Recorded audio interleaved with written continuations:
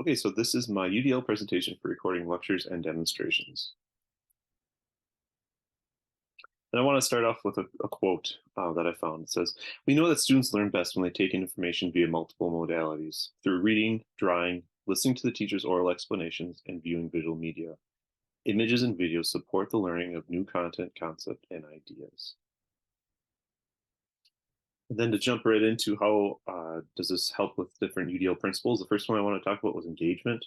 Videos create a more engaging sensory experience than using print materials alone.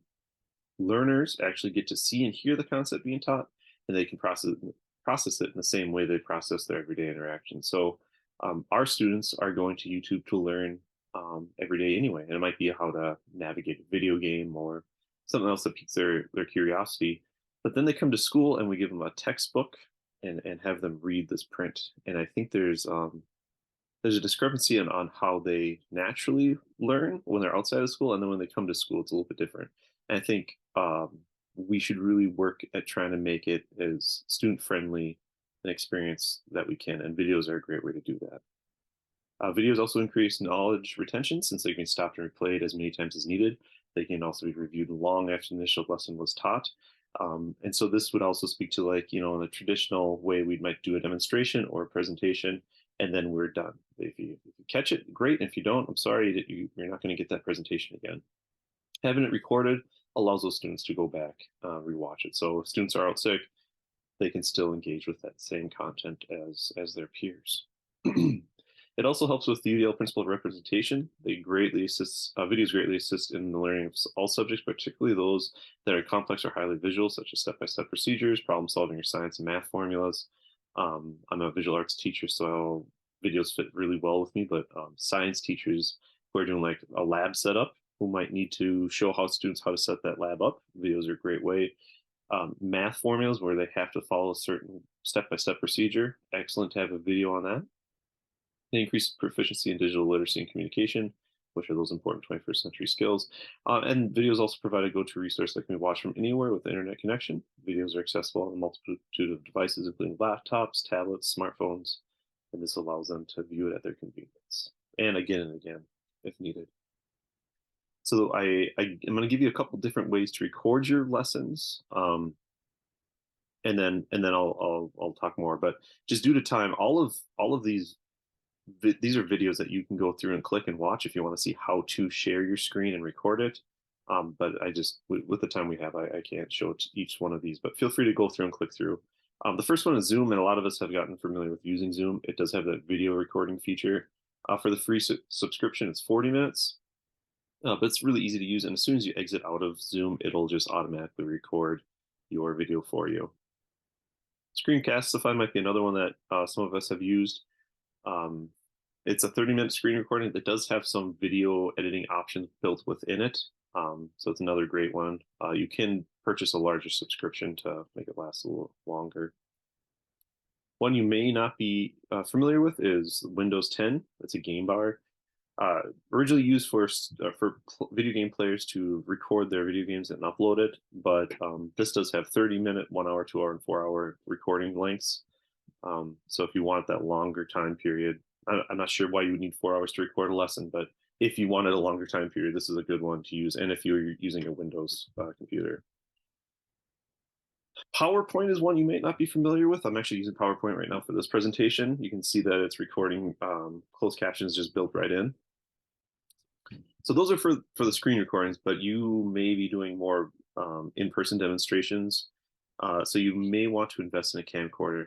And again, up here, these are hyperlinks. So if you're interested in this one, it's $22, so not too much to invest in, but it does everything you're going to want it to do. It's got a little flip-out viewfinder so you can see what you're doing. It is SD card capable, which is also what you're going to want, so you can record your lesson and upload it to your computer. And it's fairly cheap. You got Zoom. It does all the normal camcorder stuff, but it doesn't cost that much. You're also going to want to invest in a tripod so that you can set your camcorder up and just have it resting while you're doing your demonstration. This one, again, I looked for the cheaper options. This is $7 for this one. It screws right into the foot of your camera, and it'll lock in place. This one I don't think is necessary, but if you're recording in an environment that's a little louder and you just want the students to hear your voice, you may want to invest in a clip-on microphone. Um, the camcorder has a built-in microphone anyway, but it will capture everything. If you just have the clip-on, then it's going to be closer to your voice that's going to record. Okay, so you have your equipment. The next thing you want to think about is not just the presentation you're doing, but the student point of view of the presentation. So this is me. When I first started doing my videos, I set it up just off to the side of where students normally would be viewing. Um, this is me doing a pottery demonstration, where they normally be sitting in a live class, watching me demonstrate. But then after doing it, I thought, well, actually, this might be better if I set up the camera. It's a little inconvenience just to use it in front of you like this. But if you set it up in the point of view for the students, then they can see exactly what you're talking about. If you're talking about your left hand, right hand, or anything like that, that they get to see exactly what you're doing. So when they're doing it, it looks the same. So in many ways, if you're going to record videos, this is might even be a better way to do it than just doing it in person, because they get to see exactly what you're talking about. All right, so you have your videos are recorded. You're gonna want to edit your videos. I know it might seem like an extra step, but there's many reasons that you're gonna want to do that. First, it allows you to review the footage, and you can actually edit out parts that you don't like. If you're doing a lot of ums or ahs, or maybe a student drops a book or spills something, you can edit out that, and you can just make sure that you haven't forgot anything. So if you did forget it, you can just put in a little text caption. The included material, or maybe you could record again and include that new footage into your editing software. It can also help to cut down the student's viewing time. So let's say I'm doing a demonstration on how to paint something. Well, the students probably don't need to watch me mix all my paints up. That's just added time. So I can shrink down or just fast forward through that mixing part, and then the students get to see the content that I really want them to see. So it cuts down the demonstration time than if you're just doing it in person. It helps the students focus on just what you want them to, and it makes the videos more interesting to watch. So you can have transitions, you can have titles, you can put background music if you want it, just a nice soft background music. Makes it a little bit more interesting for students.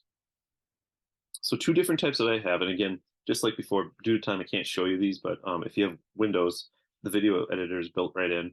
This guy does a great job of explaining very user-friendly ways to edit your videos and how to go about it. So if you are interested, just click on this video link, and he'll show you. I use a MacBook, and so I made a screen recording of myself editing a video here.